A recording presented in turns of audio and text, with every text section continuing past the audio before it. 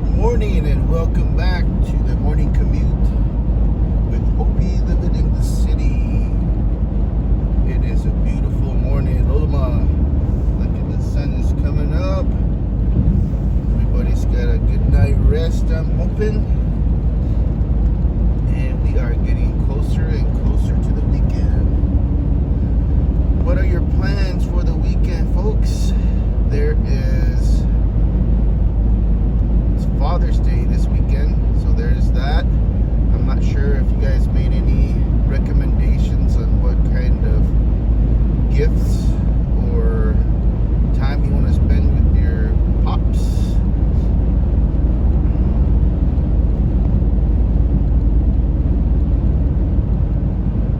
So it is already 86 degrees outside, and I'm thinking I might maybe pick something up after work, or maybe, I don't know, I'll see. I'm trying to think what would be a good gift or some gifts from my pops. I've always wanted to get him one of those bumpers for his truck, those push bumpers, but those are a lot of money. And then I wanted to get him some shirts from the Polo store. Maybe some trunks from there too. And I'm not sure how he is on tools. I've always wanted to get him one of those, they're like a little foldable bench that you can use when you're gonna work on your truck. It's kind of like a step stool, but it's kind of long as well, so you can walk on it and then get a better handle into your engine, like if you're going to change your spark plugs or something. It's kind of hard to get way back there unless you have some sort of stool or something to stand on. I was just noticing too that right now the transmission temp is 129, and it's oh, there we go, it started like shuddering again. And I was thinking that, oh, maybe it's only when it gets really hot, but it just now happened. So I still need to take this in. I need to call Randy's transmission in Mesa and see what their rates are. And then I need to talk to Danny's over in Chandler, see what the rates are for this vehicle. At least a range so I can plan on stocking that away somewhere. We can start selling menudo and tamales on the weekends or early mornings or something. You can feel it right now. Can you hear it? There's it like vibrates. I was watching some videos and they were saying that these have a high failure rate of the, geez, I can't remember what the thing's called in there. It's like a donut basically at the front of your transmission. And I think that's what maybe shakes around. And I should have got a truck wash yesterday. I can get it today during lunch or something.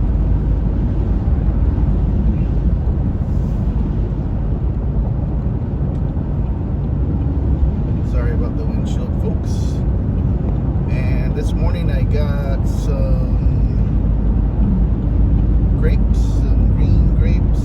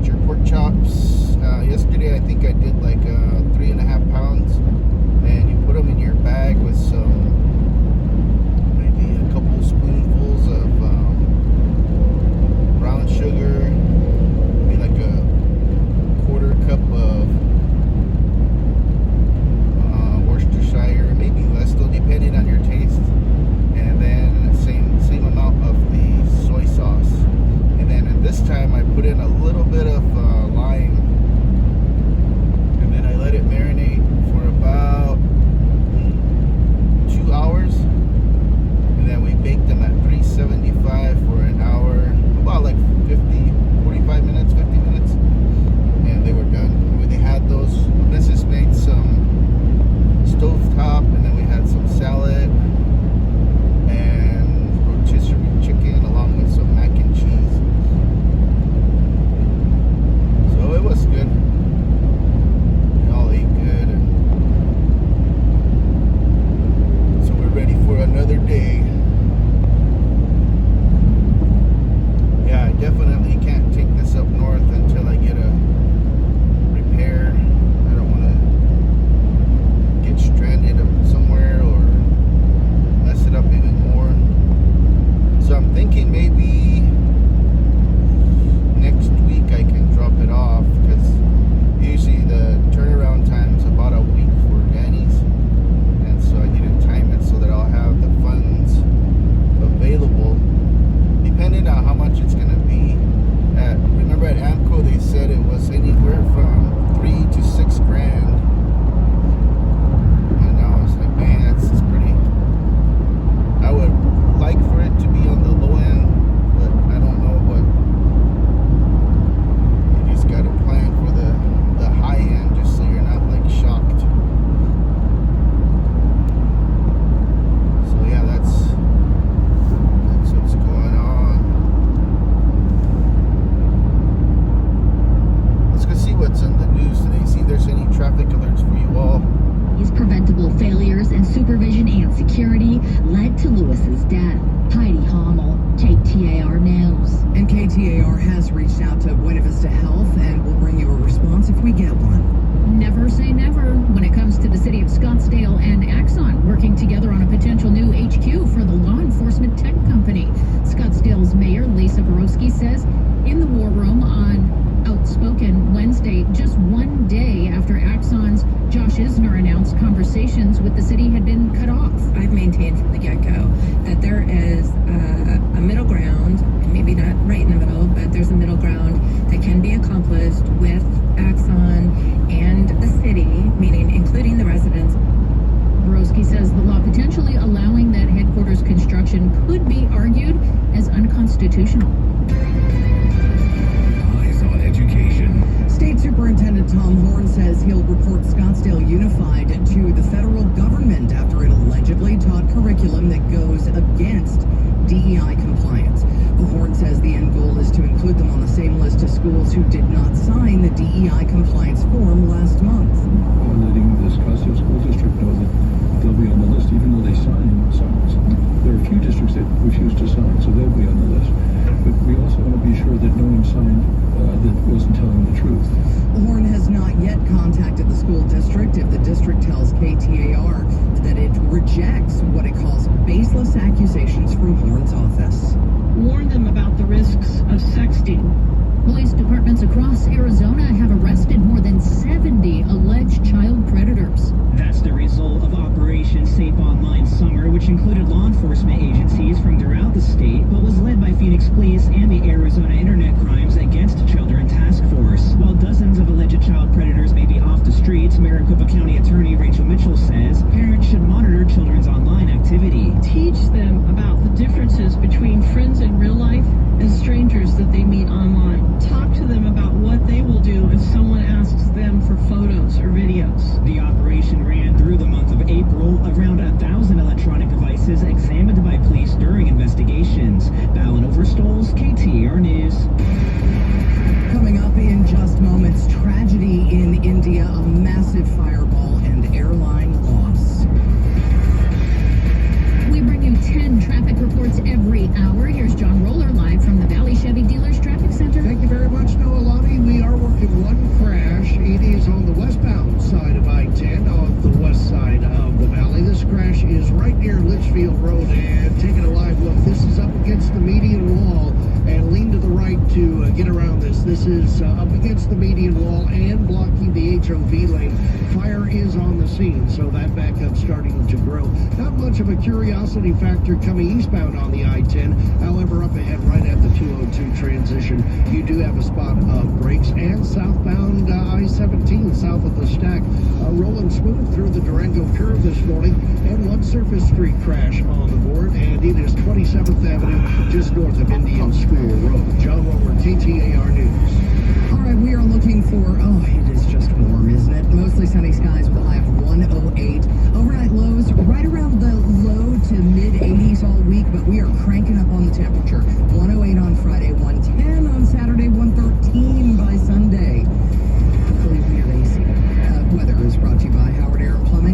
place a repair, call Howard Aaron Plumbing. This is the story of the one.